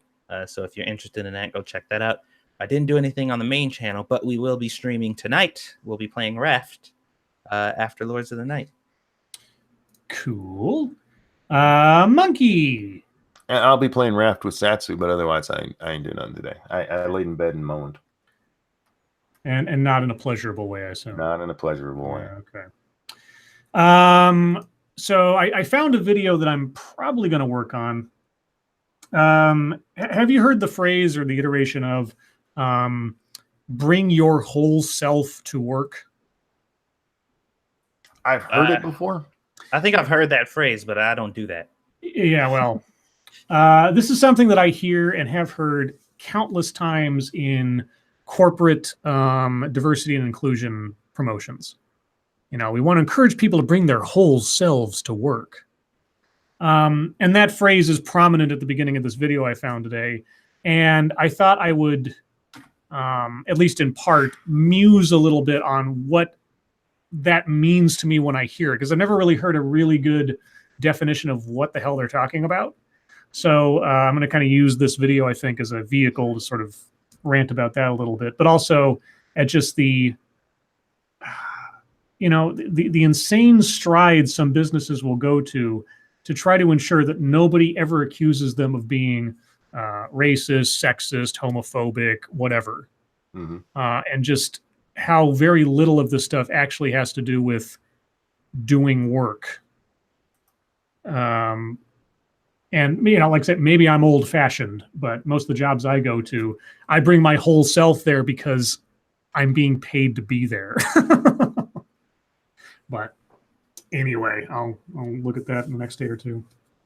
Otherwise, yeah, I didn't do anything else. So, internet fucketry time. Who's first? I have a few, so if you guys want to go I am blank. Go for it. Yeah, go ahead, Monkey. Well, let's see. The first one that I ran into today was Alyssa Milano. She was actually responding to a tweet from Gavin Newsom. If you guys don't remember him, former mayor of San Francisco. Yeah. He's actually the one, believe it or not, he is responsible for gay marriage being legal. Yep, And he started the ball rolling. It's true. he did it illegally, and for that, I think he's a douche. But his final goal is cool. But he's a douche anyway. But he tweeted something at Donald Trump, and Alyssa Milano tweeted out. She retweeted it and said, "Stay out of my state at real Donald Trump." What? She's telling Donald Trump to stay out of California. Or what? Like There like was no or. If he crosses if he crosses the border, like a posse's going to grab him or something. I don't know. I don't know what the crazy bitch is on about now. But reading it, I was like, huh, that's a weird fucking thing for somebody to say, especially somebody with a following like that. Telling the president of the United States he can't go to a state. That's fucking stupid, is what that is. The next one is actually kind of funny. This man, what the hell's his name? I forget. Adam Bant. He tweeted out, "With my hot wife at something's opening of Dark Emu." Dark Emu. Yeah. Now remember what he said, "With my hot wife." Yeah. Okay. Apparently that's him objectifying his wife. Oh dear. He's a male feminist, and his fans lost their fucking minds. Yeah, what the fuck is wrong with you? You're not allowed to compliment the person you love, you piece of shit. Right. If there's one woman that I would assume I'm going to be able to objectify safely for the rest of my life, it's my wife. No. Okay. Here's just one of the comments from it. Poor judgment. Women in the public eye are sexually objectified enough, and you are alienating your progressive support base by contributing to that. Oh God. Be more measured in your social media posts. This is not a public statement. It is a private one. Have a firm word with your social media advisor or hire one if you are in danger of misjudging Trumpish outbursts like this. Wow. What? You can't say nice shit about your own wife. No. Holy shit. I read this. I'm like, you've got to be fucking kidding me, dude. And he somebody responded, I never thought I'd be the kind of person to say this, but this is political correctness gone mad. And people got even mad about that. The guy, I also think my wife is hot, and I'm stoked to be able to legally say she's my wife. Somebody who goes, I don't get why people hate the Greens so much, because apparently he's a greenie. And reads the comments. Oh, never mind. I understand. The comments to this is just fucking retarded. The guy complimented his fucking wife. Yeah. He wasn't objectifying some random bitch that he saw out, and it's a Trumpish comment. As if that would be somehow horrible if he had anyway. Oh my God. It's so stupid. It's like, good God, you walk down the street, you see a hot it doesn't matter which gender you are or what your orientation is. You see someone that you find ridiculously attractive and you mention it to somebody. It's not a sin. I don't know what to tell you. Well, do you have something to add to that, Satsu? Well, I was just about to say, I find it highly unbelievable that these people have gone through their lives and never found another person attractive and verbalized it ever. Like, no, they've never done it. They're jealous. This is what they're so jealous that someone else is getting attention and not them, that they don't get that kind of attention, that they're not being objectified, that the only way that they can sort of lash out at it is to demonize anybody who does do it, because they're not doing it to them. They're doing it to somebody else, even if it's their own wife or partner or whatever. Fuck me. Like, I married this lady. We sleep in the same bed. I can't call my wife fucking sexy. Yeah. Have you guys been paying attention to what's going on in the UK with them making misogyny a hate crime? Yeah. One of the things that they're talking about making a hate crime is wolf whistling. Did you know that? Sure. Oh no, I read that somewhere. Yeah, catcalling becomes a hate crime. Yeah. Whistling at a woman, that you don't even have to say anything negative to her. That is a hate crime. Yep. It's literally the opposite of hate, but it's a hate crime. Well, there's this, let's call her what she is, stupid bitch named Hannah Rutherford. who has this tweet about this, how she's enjoying it. Okay, how this is a great thing. Yes. And then she says this. Oh, also, kiddies who say free speech protects you saying this shit. Not in the UK.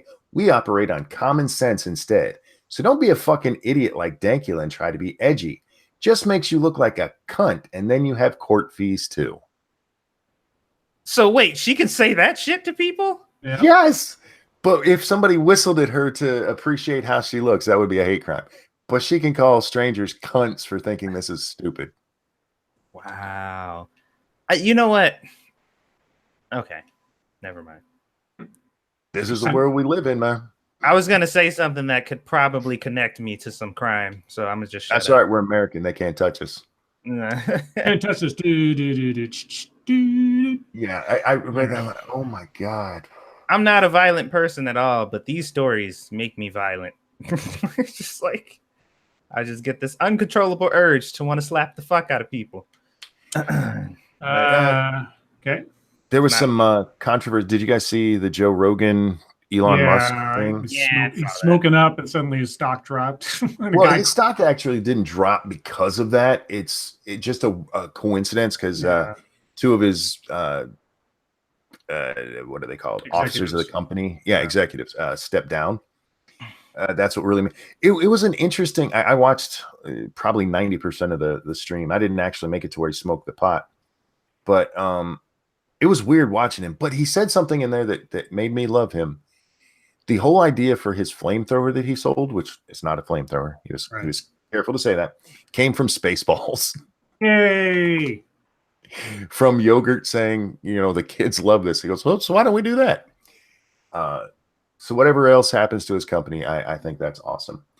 And the last two are rather recent. I read a story from the New York Post bitching that Serena Williams doesn't get as much accolades as Tiger Woods does, even though their accomplishments line up about the same. Are you serious? Okay. Really? Yes. Serena Williams is the literal face of tennis. Like she is. She is the literal face of tennis. She does not get the same recognition. I'll give him that. She doesn't get the same recognition that Tiger does. And there's a reason for that. Tiger plays against the best in the world. Serena plays against the best women in the world. Oh. That's just true. Yeah. She could not hang with the men that are left in what are they playing now? The Open? I don't even know what they're at right now. But if she played against the guys, she would get fucking destroyed because their serves are like 120 miles an hour and hers is like 90. Yeah, it's like when I think John McEnroe was on, was it Letterman or something, and he was said, so is Serena like the best tennis player in the world, huh? And he was like, she's very good, or so whatever he said. Yeah. He said anything other than she's the best because you're talking about the best. She's the best woman or female tennis player, sure. Yeah. Best tennis player, have her go up against the best male player, and then you'll see. That's how you figure that one out. Yeah, and if she could beat the best male in the world, she would be. Everybody would be like, she's like a fucking awesome athlete. Yeah. But we don't even talk about the best male tennis players in the world because nobody gives a fuck about tennis anymore. Well, who could fucking name like the number one male tennis player? Isn't it Andre Agassi? I don't think it's been him for a while. Is that an actual person? Yeah, Andre Agassi. Yeah, he was a real tennis player. He was top billed at one point. This is how much I pay attention. Like tennis players that I know the names of: Andre Agassi, John McEnroe. Yeah, I know Federer just got knocked out. Oh, Federer, yeah, Roger Federer. Yeah, there you go. Didn't one of the Williams sisters admit that herself a while back? Asked Bumfish. There was an interesting thing that happened when they were first coming up, where they actually played a male and got fucking lit up. Mm-hmm. So yeah, they would not. They'd be lucky to be in the top 50 if they played men. Okay. Well, go ahead. I was good. Well, you have something else? I have one more. Okay. And this one was just before we went to air. Dr. Deborah W. So. She wrote a column for the Globe and Mail about Louis. It's Do Men of the Me Too Deserve to Be Forgiven? And it's all about Louis C.K. coming back. and we've discussed Louis C.K.'s thing at length, but in this article, she talks about what he did, and she says he masturbated in front of 3 women, yelled at another, I think is how she said it, and then jacked off on the phone with another. And she says, he's got a fetish where he's an exhibitionist. She goes, and a flasher. I'm like, whoa, what? He did not whip his dick out until people said, yes, you can whip your dick out. Real quick, thank you, Sylvanas. 2019, no one I can talk to anyone because words are bad. Okay. Yeah, exactly. Right. Pretty much. But I texted this woman and I haven't heard back from her yet. I said, don't you think it's a little dishonest not to mention that he had consent, especially considering you compared him to a flasher? Right. He has nothing other than the fact that he himself came out and said, yeah, I feel bad because I was a bigger comedian than they were. He has nothing to apologize for. He literally got consent. And she is treating him like a flasher. A flasher is somebody who walks up on people in public and whips their dick out.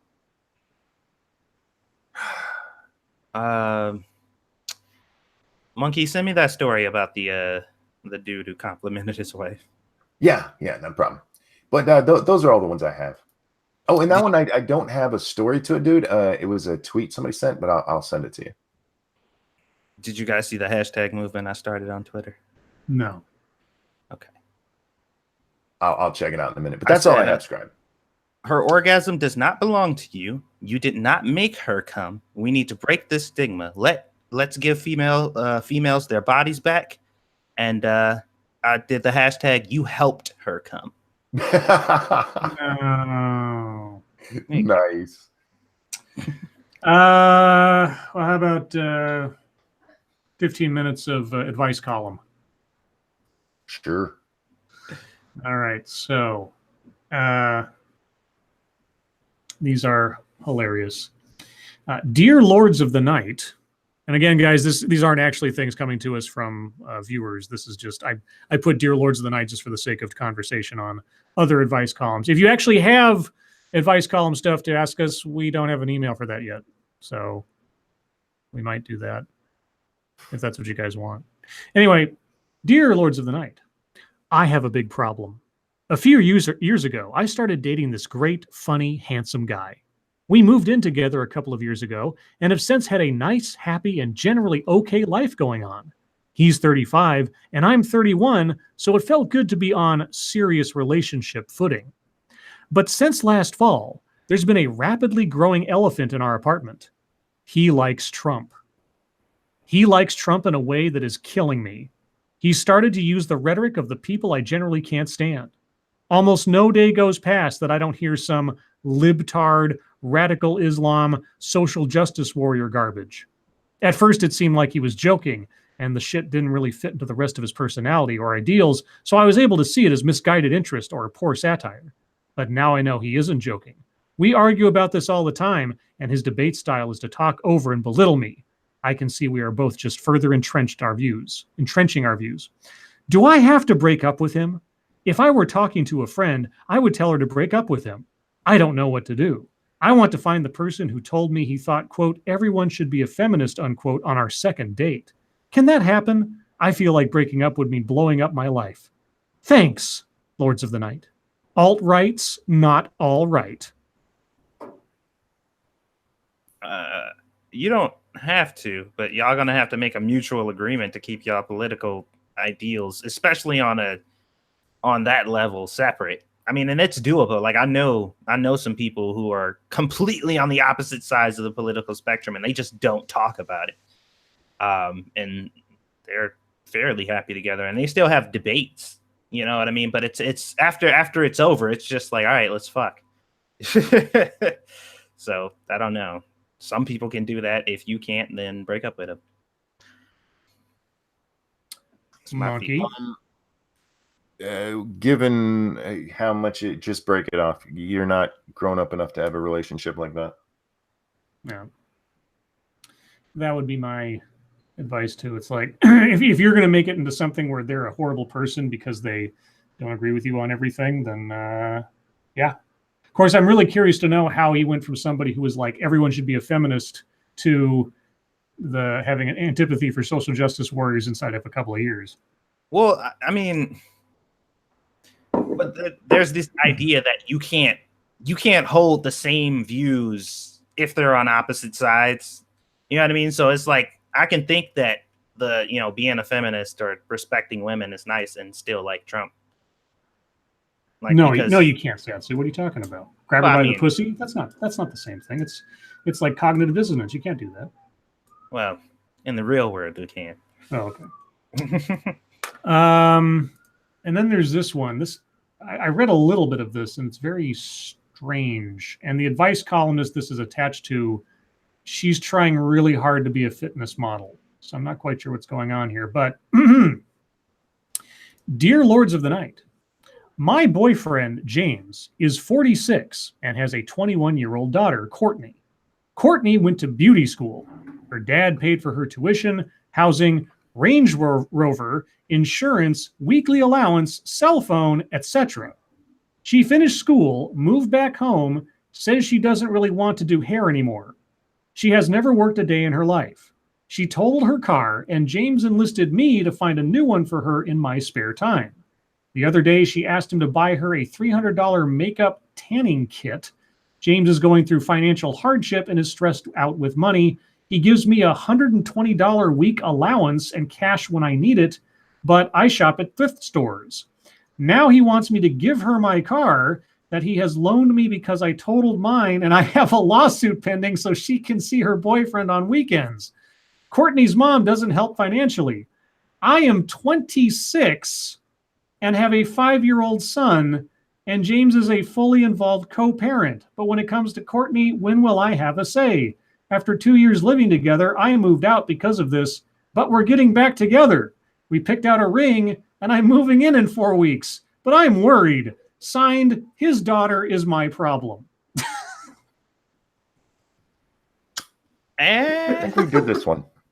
This sounds familiar. I don't recall ever doing this. If I did this before, I apologize. This if my memory has left me, but this seems new to me. Yeah. You're fighting over him with you want him for his money. Fuck off. You're bitching because he's spending his money on her instead of you. Be a grown-up, pay your own bills, and everybody says I've done this before. Well, okay, my memory has obviously left me on this one because I just am proud of myself because I remembered. Yeah, there you go. That's a big deal in my world. Well, everybody has a day, I suppose. Somebody just tweeted out a R.I.P. Mac Miller and posted a picture of Bernie Mac. Oh my god. I had no idea who Mac Miller was. I'd never heard of him until it's like, oh, rapper Mac Miller died. I was like, okay. I have no idea. This is me not knowing. Well, let's see. Given the fact that I have apparently read a story that I've already read in the past and didn't remember it, I'm just going to move on to chat time. Because why risk doing that again? And humiliating myself even further. So chat. If you have questions, comments, complaints, conspiracy theories, if there's someone on this show that you like to objectify, you know that you're a bad person for doing so, right? Please post those in the comments now or the chat now. If you have questions for us directly, please put plenty of question marks after it so we know it's for us and not part of some ongoing conversation or some kind of cyber sex scene going on between Mashishu and Sarah Plyer that was happening before the stream started. Yeah, I saw it. I saw it happening. I paid attention just a little bit. Let's see. Prospero says he did a Trump song some years ago. Mac Miller, that is. Okay, I don't know. Let's see. Black Romeo says, what does sexism mean anymore? They don't call me Miss Story and the Don't Own My Orgasm Story both had a complaint of sexism, but no sexism was present in either story. Does sexism have a meaning? Well, it has a meaning. It's just that its interpretation has been broadened out to be anything that someone doesn't like that involves anything that can be construed as having to do with gender. So, yeah, I mean, to know whether or not the person that said miss instead of doctor was being sexist, you'd have to know their mind, and you can't know that. So she assumed sexism in the absence of any other evidence, which is the God of the gaps theory. It's like, well, I don't know why it is, so I'm just going to say it's sexism. Well, just remember, it was casual sexism. Oh, right. Casual sexism. Yeah, that's the one where you don't mean to do it, but you did it anyway because you didn't know that it was, because you're too ignorant to realize that it is. Dark Shade says, when is Fence Sitter's next video? Ha! Monkey? I don't know, guys. Oh. Crazy Man 1984. Do any of you three use captions for your non-live videos? Captions? No. Do they let you do captions anymore? Yeah. It was notations. That's what it was. It helps with SEO, apparently, too, if you used captions. Ain't nobody got time for that. Let's see. Hypnagogic Monk says, can I objectify Jack Dorsey? His milkshake bans all the boys from his yard. Har, har, har, har, har. Jack Cochran says, casual sexism means no regrets and burning pee. Ha, ha, ha, ha, ha, ha. And flesh-eating dick virus. Oh, God. Let's see. Renovatio Juris says, sexism now means a woman using her hatred of men to blame everything on men and being congratulated and often paid for it. Seems like it, but I know this is a vocal minority in the long run. I don't know how many of them get paid for it. They often seem to be bitching about how much money they don't have. Duck Dog says, how's the CRS coming along? What about OMS? Do you qualify? Well, if I knew what any of those things meant, I'd be able to tell you. Sarah Ply says, Scribe Light, will you talk Southern for us, pretty please? Oh, God, on command. All right, I will attempt to do the next little while of chat questions in my Southern accent. Let's see. Jasta Maria wants to know, would you rather have Mjolnir power armor from Halo or T-60F armor from Fallout? Fallout. I think it has more character. I would have to say I agree there, Scrap. I have no opinion on the matter. I do believe Monkey's a damn Yankee. Scrappy says, Monkey, do a vid in the future of this country. I worry for the kids' future. On the future? Oh, okay. So project what you think the country's going to turn into or something. You know, in a way, most of my videos have been about that. But yeah, that's not a bad idea. It's kind of where the power of no one, where I want to go with that. You really need to make a video, make a promotion for the power of no. I do. You really do need to do that. As for the future of the country, I think that my curriculum of FIA videos maybe not project out the future of the country, but at least sort of elucidate my concerns about the educational future of the children that are being taught today, if nothing else. Lindsay C says, what is your favorite SNES game? Well, I never owned a Super Nintendo, so I have no opinion. God. Fuck, I don't remember all the games. Yeah, I couldn't answer that because it's been too long. I didn't play a lot of games on SNES, so. We played a lot of them. I just don't remember them all. And we didn't call it SNES. It was SNES. That's SNES. No. It was the NES, the SNES. That's how it was called. SNES. I called it a Super Nintendo, and I called my NES a Nintendo. Yes, there's that too. But when I heard it shortened, it was always SNES, not SNES. You got a problem with SNES, boy? Who are you calling boy? Boy? I don't think you're allowed to call him boy. No.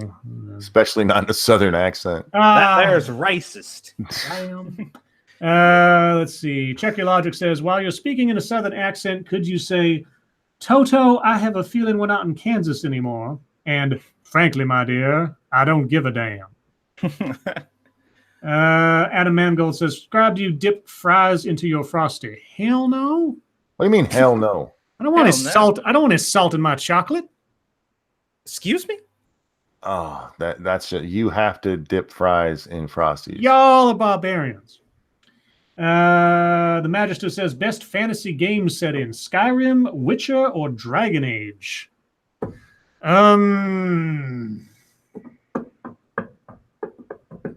Best? They all kind of suck.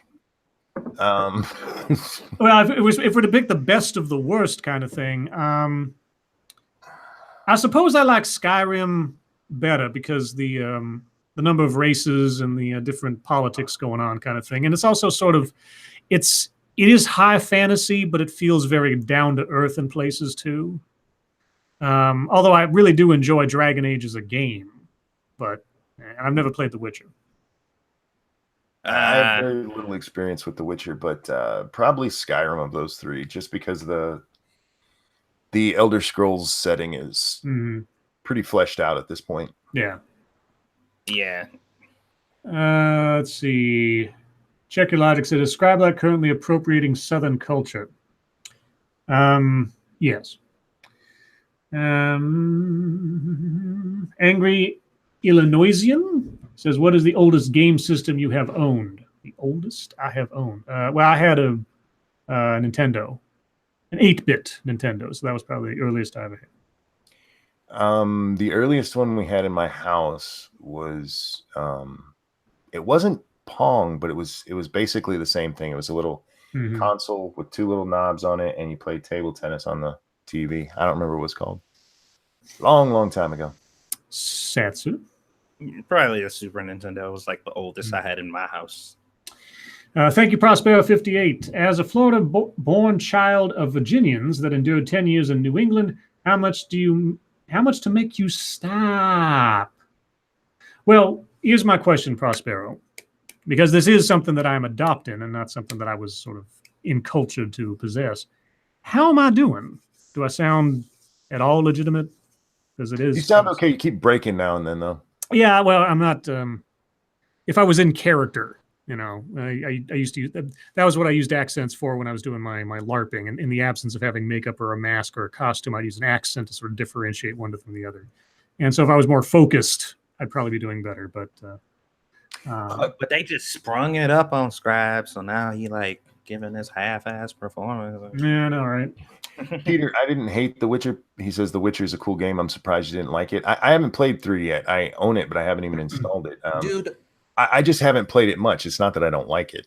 I bought the fucking collector's edition. Got that big sexy ass statue, a whole 9, and I played that game twice. I own the first 2 just because I got them on super sale on Steam, but I've never touched them. I do know that the TV series is being developed for Netflix, and it's going to star Superman Henry Cavill as The Witcher. So, I heard about that. Let's see. Justin Mario says, Scribe Light, how deep are you into Elder Scrolls lore? A bit. I mean, I know quite a lot through sort of Skyrim. I know a lot through some of the Nth Apple and ESO videos on YouTube who go into crazy lengths to tell about Skyrim or Elder Scrolls lore. I wouldn't say I'm a super fan, but I'm probably a bit better than a novice in some things, depending on what we're talking about. In Oblivion, I read every fucking book you could because their lore is so well written. It is. I just don't remember any of it. Yeah, that's why I said the Skyrim setting is probably the best because it is. You could play through the entire game of Skyrim and never read a scroll or a book or anything, and you're missing out on like 3/4 of the story and the explanation for a lot of things that you might see as you go along your way. Because if you read the notes or the books and the places that you go to as you follow the quests along, some of the people or some of the scenes that you discover make a lot more sense.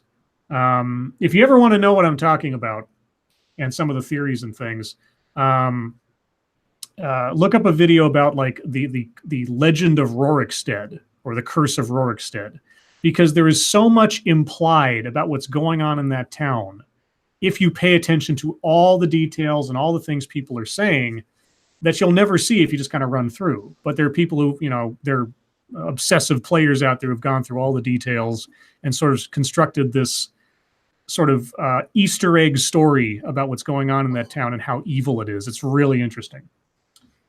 I think I had a question. Lindsay asked me, "Are you a Final Fantasy fan?" Yes. If so, what's your favorite Final Fantasy game? Probably 14 right now. 14 has probably given me the most extensive Final Fantasy experience I think I've ever had. But if I had to pick like an older one, because of nostalgia, probably my favorite one would be 8, because that was the first one I played and beat. And then I really like 10. Prospero says, "Thank you, Scribe Light. I felt mean doing that to you." No,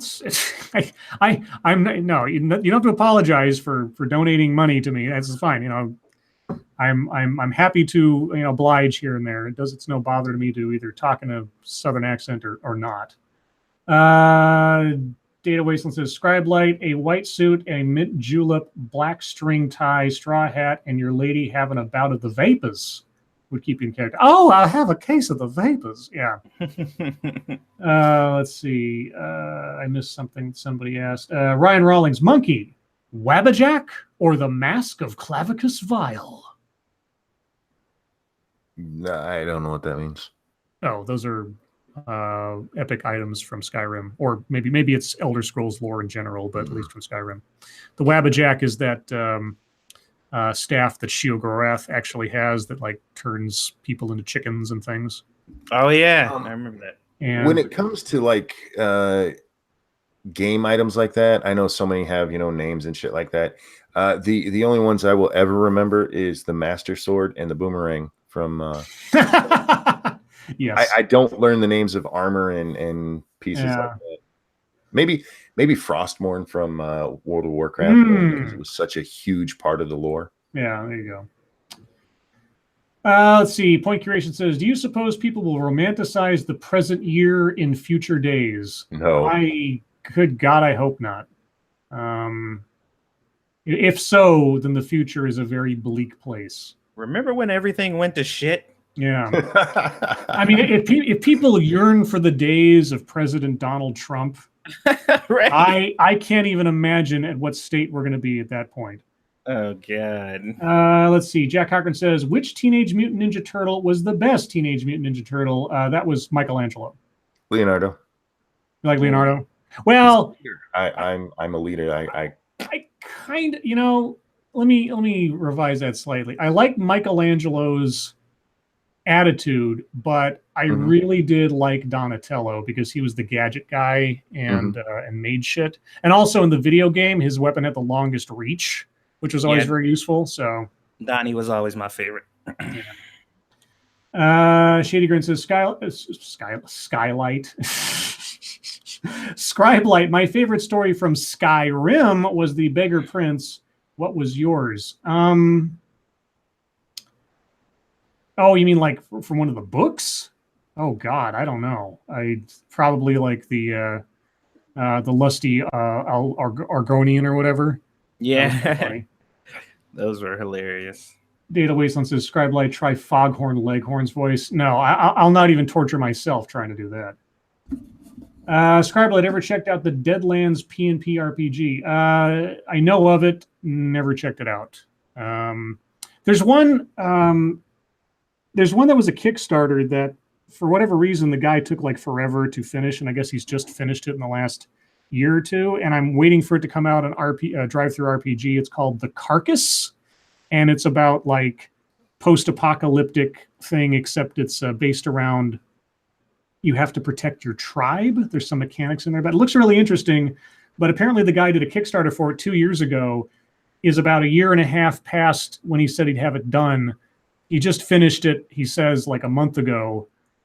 And so I'm waiting to see if he'll ever actually publish it in a way that I could see it, because it looks interesting.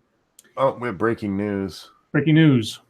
Company set up by Trump's lawyer drops plans for $20 million lawsuit against Stormy Daniels. Oh, so the breaking news is something that was going to happen, isn't going to happen. Yes. So They're not going to sue the nasty bitch. Okay. Thank you. Nope. Do trans women need to register for the draft? Oh, that is an excellent question. That is an interesting question. I don't know. Presumably, well, so you're sort of compelled to register when you turn 18, if I remember correctly. Is that right? I guess so. For guys. Well, I guess it depends. I guess it depends on when you decide that you're trans or something, because you might already be registered by the time you make. I mean, again, these days, what's the definition of being trans? Just putting on a wig or actually going through some kind of medical procedure? I don't know.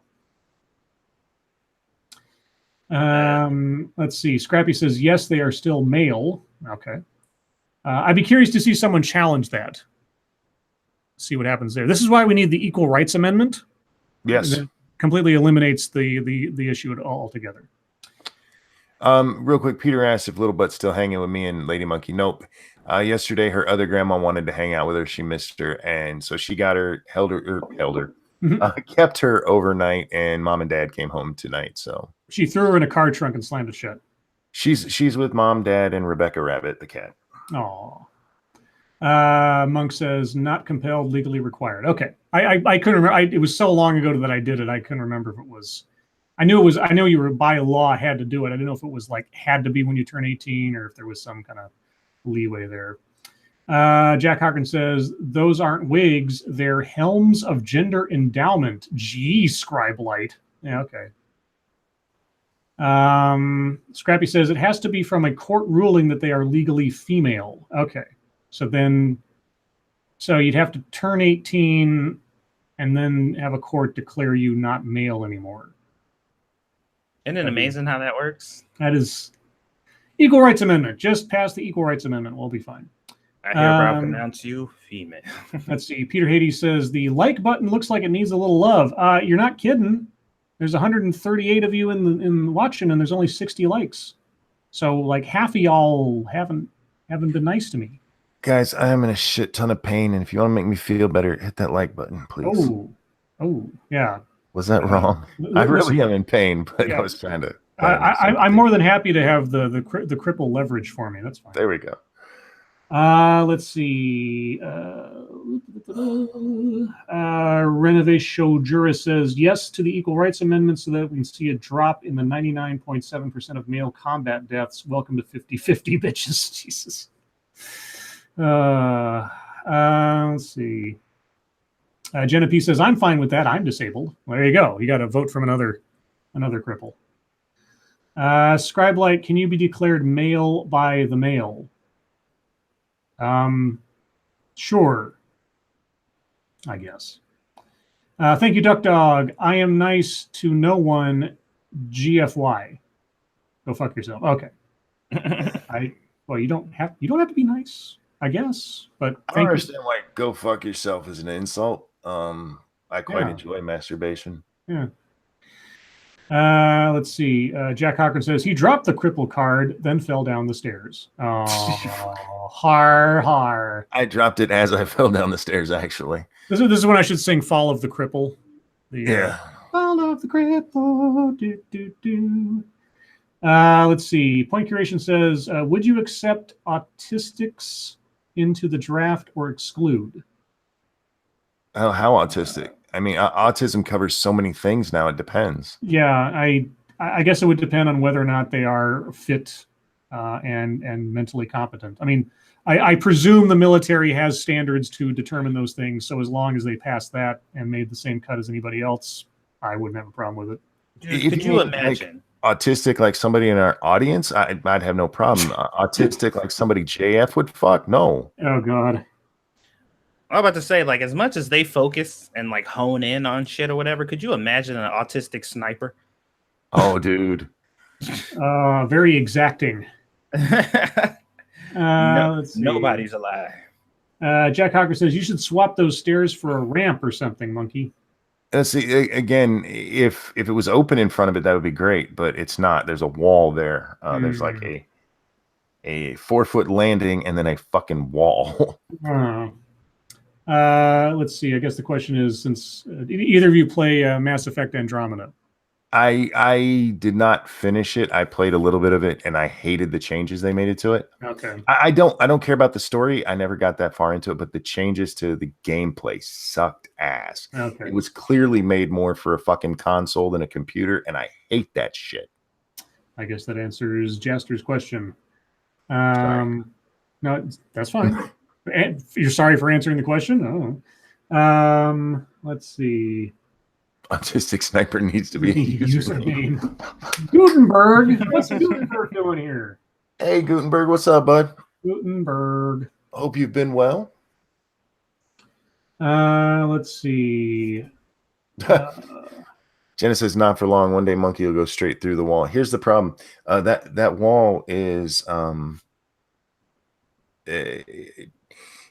it's wood paneling, and then there's the frame for the wall, for wall framing, and then there is a cement wall because it's a basement. Yeah, I will never go through that. That is owie. Let's see. Peter Hady says we should start a GoFundMe to buy Monkey a bar, fridge, and all the things he needs upstairs, so he doesn't need to go up there anymore. Go to Walmart. Me and Lady Monkey have talked about like getting me a mini fridge and maybe even a microwave down here. Yeah, it's probably coming to the point where that's what I'll have to do. I sense a fundraiser in the near future. Nah. I just need more people to watch my videos. Jaster Muriel says, why are sci-fi universes getting worse and worse by the year? Well, I guess you'd have to give me some examples, but probably because people are playing it too safe and imagining what the future is going to be because they don't want to offend anybody. When in fact, the future of any future iteration that's interesting, there's something going wrong and somebody is on the downswing of it. And we can't have that anymore. We can't show anybody being weak or someone being the underdog. It always has to be, something where everybody's equal, which isn't how the world works, let alone most futures.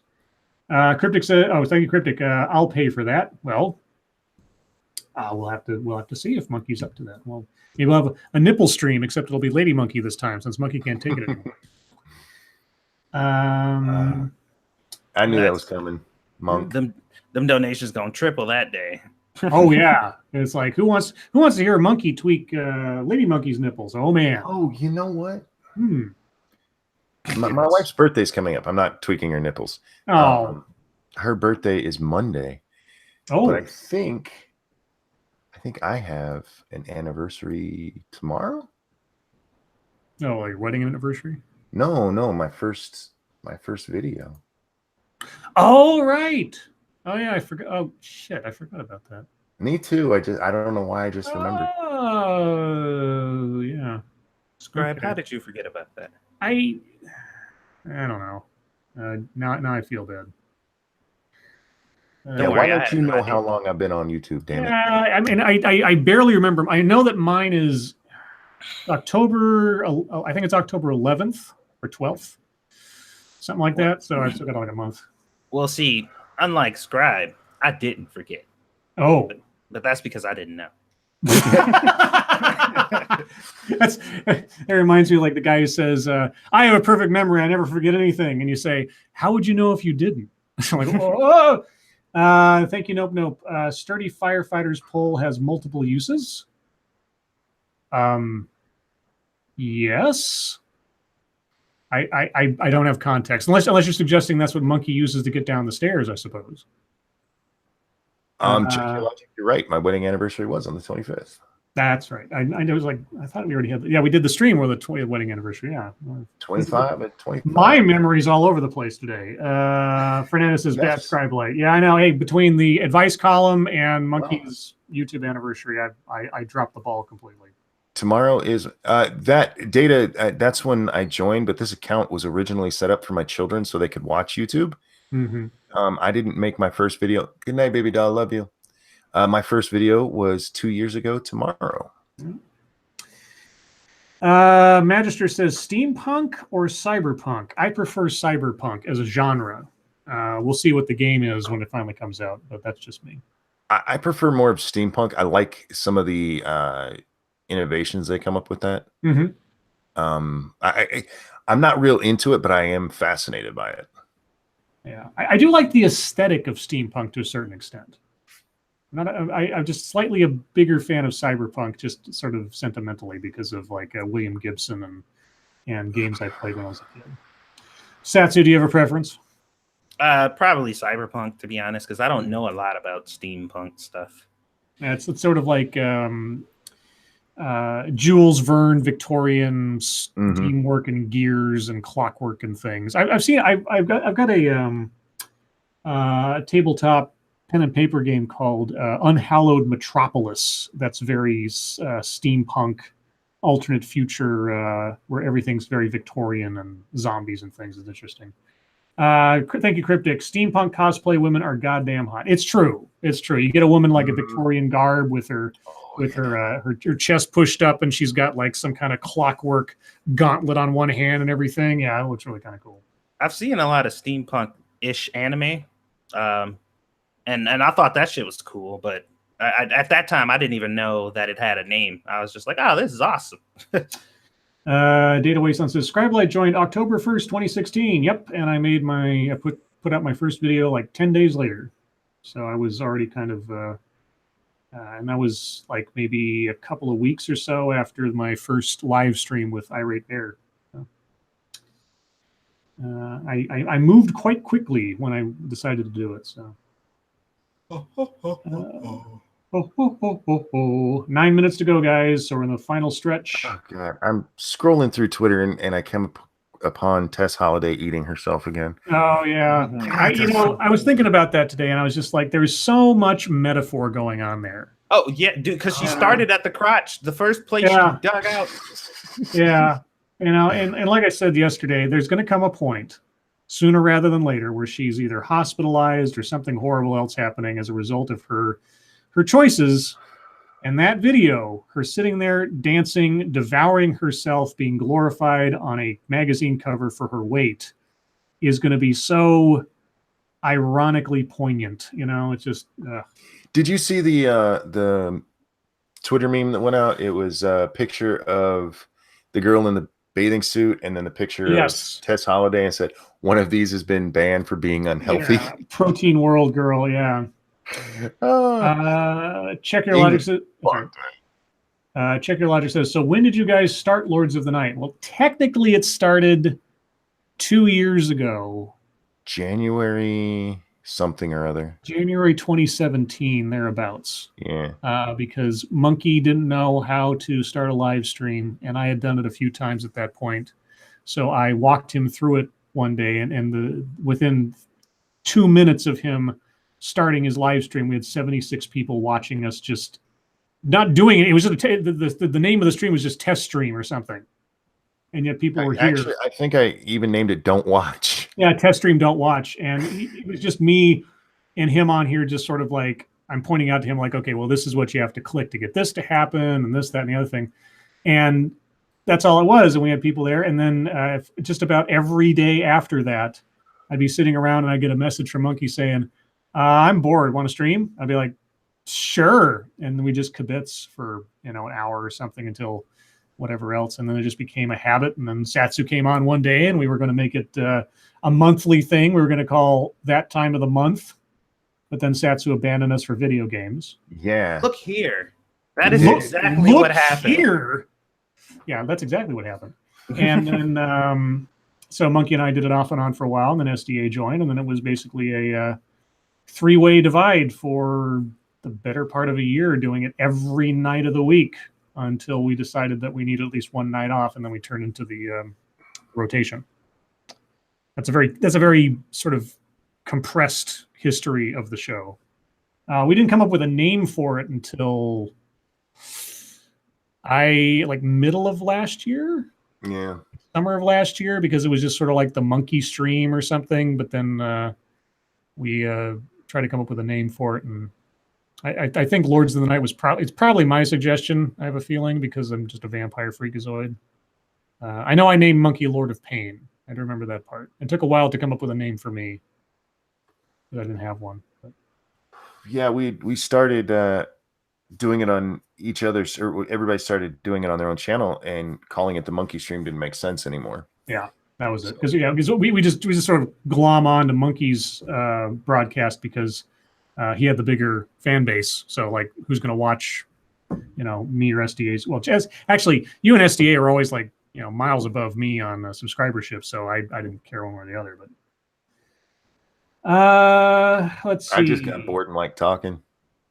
Perfect Pitch says, any passion for Blade Runner, the classic, and the new movie? Break it down. I liked the aesthetic of the first movie. I liked the sort of genre it helped to launch as a result of it. The movie itself, depending on which version you're watching, can either be kind of boring or kind of fun, sort of. I haven't seen the sequel, so I can't speak on the sequel. But I like... There's a lot of moments and a lot of visuals in Blade Runner that are going to stick with me forever, especially Rutger Hauer's Tears in Rain thing at the end. I hear he ad-libbed that, which is amazing because that scene is just magical. I haven't seen the sequel, so I can't comment. I think the original is overrated, but I don't think that means it's a bad movie. I think probably for its time it was excellent, but the story narrative is, at least in the version I saw, is a little choppy. Yeah, it's muddled. Yeah, that's a good word for it. Yeah. It doesn't make it a bad movie. I think I see people, like one of the best sci-fi films ever, and I'm like, not really. I mean, it's not bad, but it's not Star Wars. Sorry. Well, I've got the remastered cut of it that came out just a couple of years ago, and I watched it relatively recently. And I'll tell you what, everything else aside, the visuals still hold up. It's still a beautiful movie. The special effects still look great. And the fact that a lot of them are practical just makes it all the much better, that, they're visceral, they're right there, you can see them, kind of thing. So yeah, the effects, the ambience of the movie, beautiful, but the story is muddled as fuck. Yeah, I love noir atmosphere in movies. I'm a big noir fan. So just on that basis alone, the sort of cyber noir, tech noir aesthetic of Blade Runner is great. And so I'll always love it for that, if nothing else. 3-minute warning, guys. Let's see. And remember, right after the stream over on 2 Cents Plus, right after the stream within 15 minutes or so, Monkey and Satsu will be trying to survive on Raft. And you can also now, I believe, take part in the new currency system on 2 Cents Plus to take bets on who's going to be eaten by a shark first. Yeah, we'll see if we'll make a bet tonight. All right. Let's see. Liag says loved Lady Hawk. Oh God, I haven't seen Lady Hawk in forever. That was a fun movie though. I mean, it's it's fantasy, sword and sorcery kind of thing, but yeah. Michelle Pfeiffer when she was at her, another actress who never really ages. Although I haven't seen Ant-Man and the Wasp, and she's in that somewhere, so maybe haven't seen her in a while. Let's see, and anything else before we go? Ebony Williams says, Satsu, Moe or shonen anime? Moe or shonen? Oh, Moe. I don't know. I don't listen to it. Both, I guess. I mean, I don't mind. Moe is like cute anime. It's like cutesy, adorable anime, and shonen is like action fighting anime. I watch them all. Like, I don't really pick one over the other. They're both fine. Both have garbage. Both have good shows. Just depends. Let's see. Peter, the real Peter says, Monkey had less than 1,000 subs when I subbed. Been around a while now. Holy shit. Yeah, you've been with me for a long time. That's a long time. Let's see. Lindsay C says, my favorite sci-fi movie will always be The Last Starfighter. Oh, boy. I actually like The Last Starfighter. I do, too. They're remaking it, though. Yeah, they probably should, just for the effects. Yeah. It was a good movie, though. I also like Starman. Starman was great. Oh, Starman's great. Yeah, one of John Carpenter's sort of unsung works of art. But yeah, Last Starfighter, it has great sentimental value to me, but I watched it a couple of years ago, and it didn't age well in a lot of places. But That's both neither. Oh, sorry. I'll say both of those movies are sentimental favorites. Me and my dad used to Yeah. watch them together when I was Yeah. a teenager. So, Well, guys, by the time I finish this, we'll be at the top of the hour. So, everyone, thank you so much for joining us.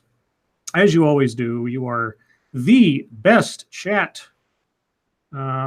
audience, fans in the entire known universe, or at least the universe as far as I know it. Thank you, moderators, for keeping an eye on things, even though our audience is one of the best behaved in relative terms to the content we make. Thank you to everyone who donated. I have a shopping trip I'll be making tomorrow, and we'll be getting some Dr. Pepper. Again, remember to go over to 2 Cents Plus after the stream to go watch Monkey and Satsu try to survive on a floating piece of wood. And Jen. And Jen. Oh, yes. And Jen will be there too. And tomorrow night, per usual, will be on Monkey's channel. And am I forgetting anything? I don't Their think lives so. make us sad. Well, there's that too. But Monkey, Satsu, thank you for joining me as always. Mhm. Everyone else, your lives make us sad, and we'll see you tomorrow. bye, guys. Bye, you fucks. And then my phone beeps at me. Okay. Let's see. Now I will get out the book I still have here next to my desk, the Screw the Roses, Send Me the Thorns BDSM guidebook. And today's secret word. Oh, you guys will love this. Today's secret word is spanking.